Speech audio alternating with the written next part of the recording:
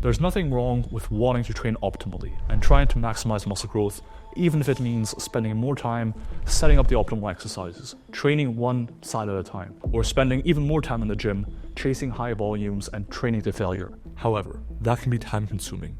You run into heavily diminishing returns on the time you spend in the gym. This can also make you run into paralysis by analysis. As you've heard me say in many videos, most people are actually limited by time to train. And that's where the concept of the minimum effective dose comes in. Dr. Pak, first question. What is the concept of the minimum effective training dose? The concept of the minimum effective dose is essentially the concept of doing the least amount of work required in order to get a desired output. It's a concept that applies to many different fields, like, for example, pharmacology, but obviously applies to our field as well, so for strength and hypertrophy.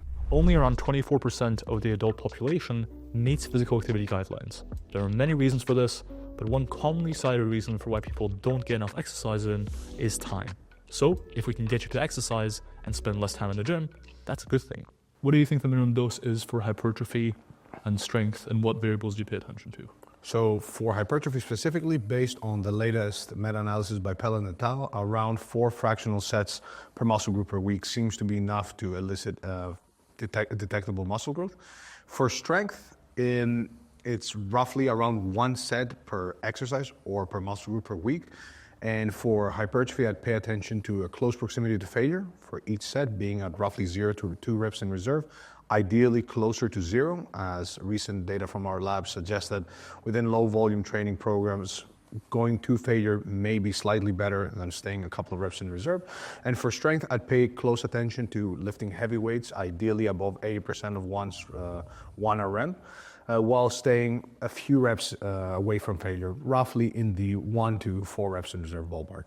Okay, when have you used the minimum effective dose in your own training? I've used it during periods where stress was high or time was limited.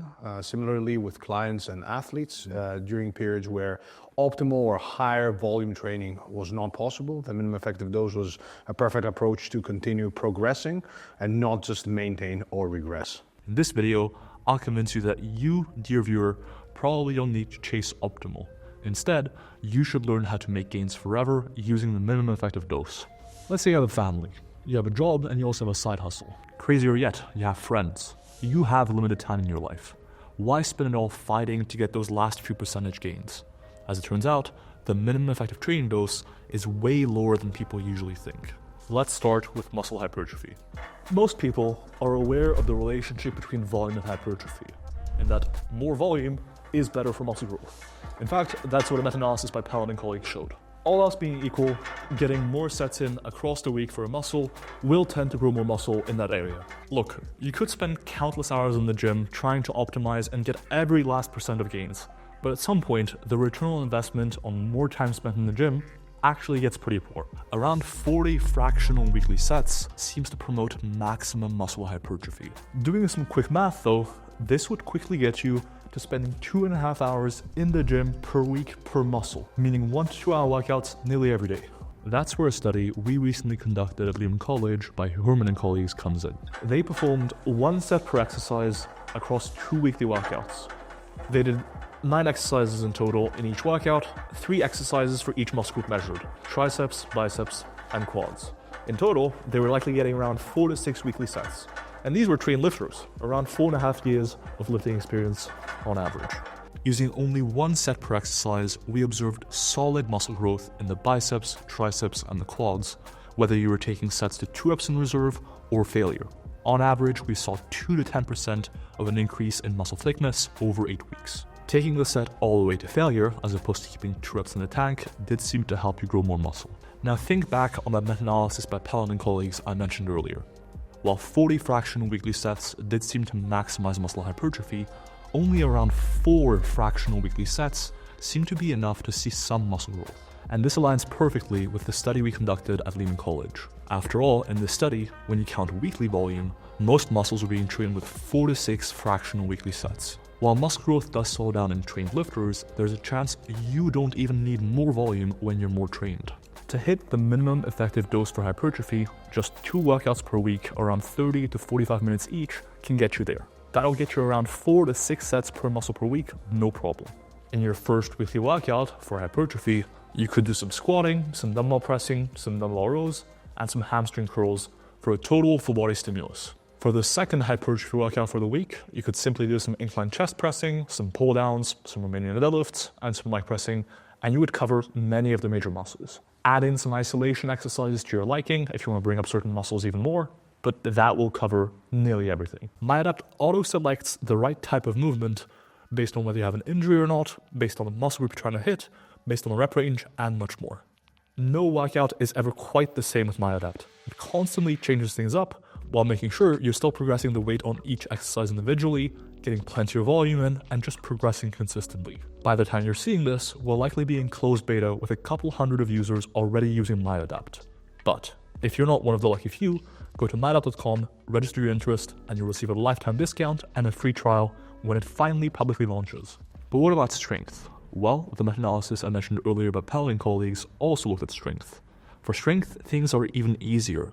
Just one set a week is enough to see some gains. And when it comes to maximizing strength gains, things also looked really promising. Only around 5 fractional weekly sets were required to maximize your strength progress. What did your study in Powerbuilding do with the singles and the backup sets? Can you describe the design and the results? For sure. So we had a bunch of powerlifters perform different minimum effective dose programs. One group performed a single, just a single RP 9 to 9.5, meaning a single that was like very close to a 1 RM test. And they performed that 2 times a week for the squat, 3 times a week for the bench, once a week for the deadlift, with the other group doing the exact same thing, but adding 2 triples after each single, performed at 80% of whatever they hit for the single. So if the single was at 100 kilos, then they took 80% of that, 80 kilos, and did 2 triples. And essentially, both groups made strength gains. However, the group that did the triples had a 99% probability of exceeding strength increases that were deemed as meaningful by powerlifting coaches and athletes that we surveyed. So yes, you can make gains with as little as 1 single per week, which was what the other group did for their deadlifts, for example. But adding a couple of triples, that is not very time consuming, can allow you to make substantially more gains and potentially more meaningful gains. So for the back down or back off group, how many sets a week was that for the squat, bench, and deadlift? So for the squat, it was an extra 4 sets. For the bench, it was an extra 6 sets. Yep. And for the deadlift, it was an extra 2 sets. So it was 6 sets for the squat, 9 for the bench, and 3 for the deadlift. Yeah, exactly. However, the deadlift responded really well to the overall volume. It's not like the bench or the squat responded better, which ties in really well with the Pell and meta-analysis, because back then we didn't have knowledge of that. We had the Ralston meta that showed that, you could even push higher than and be around 10 sets and see more gains, but that doesn't seem to hold much. Anything above 5 sets is junk volume over here. Exactly. Do above 5 sets and you're going to literally die. Work up to a heavy set at RP 6 to 9 or so, just once a week. For extra gains, just do a few additional sets or back down sets. You can make day 1 your squat and bench day, and you can make day 2 your deadlift day.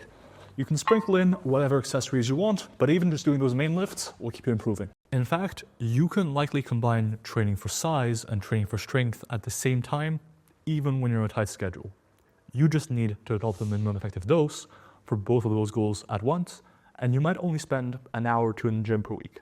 What about powerbuilding? How do you see the minimum dose playing into powerbuilding, aka pursuing strength and hypertrophy at the same time? Yeah, given the overall literature on strength and the minimum effective dose being extremely low, you can incorporate strength training on top of your hypertrophy training in the form of very specific heavy strength work, i.e. doing a couple of singles or a single and a couple of triples before you do all your hypertrophy work. Mm-hmm. And in that way, you may not just get minimum effective dose strength adaptations, but actually even close to the maximum effective dose for strength. So chuck a heavy single on top of your hypertrophy workout and voila, you have a power building program.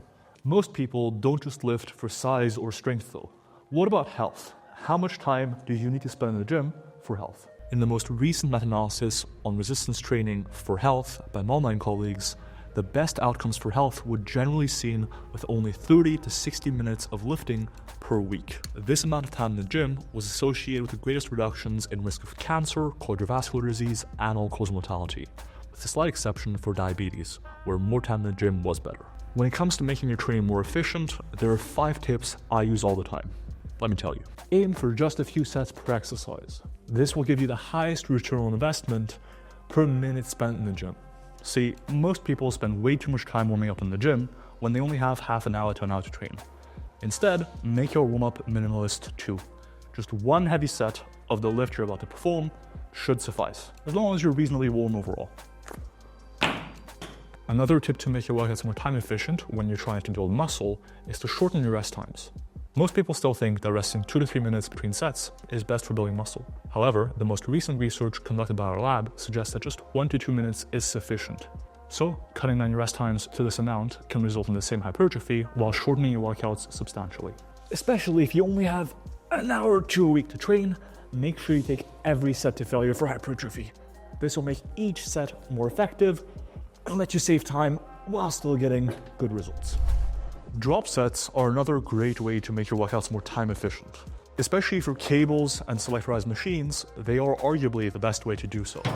Do a hard set, drop the weight by about 20%, do another hard set without resting, and repeat for 2 to 4 sets. In just a space of 2 to 3 minutes, you will have gotten the equivalent of 3 or so hard sets in.